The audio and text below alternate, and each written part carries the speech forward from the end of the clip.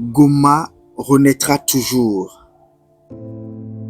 Joe Kazadi. Goma suffoque, mais Goma vit à travers ses filles et fils, pareils à des amphibiens. Il respire les poumons pleins d'eau et dans ce souffle fragile naît la force d'une résilience.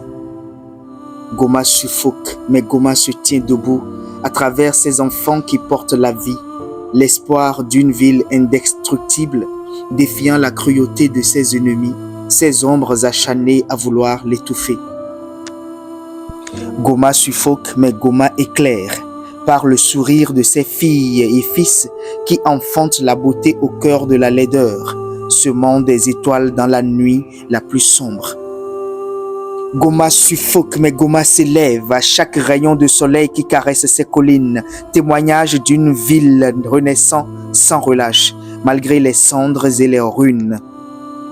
Goma suffoque, mais Goma lutte à travers ses vaillants soldats de la FARDC, à travers ses enfants Ouazalendo, prêts à sacrifier leur souffle pour que la ville respire.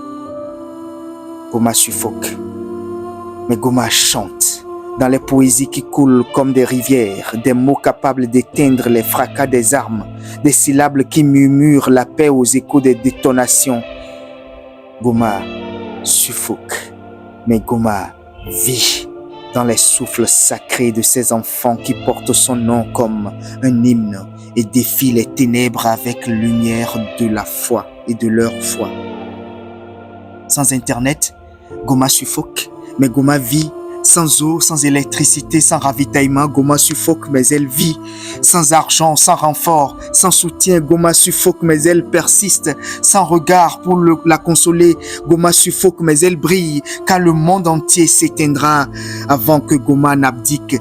Goma renaîtra toujours, toujours, toujours de chaque souffle arraché et chaque cendre dispersée. Elle se reconstruira pierre après pierre et vivra éternellement dans le cœur de ses enfants, refuge d'une histoire que nul ne pourra réduire en poussière. Goma renaîtra toujours. Joe Kazadi.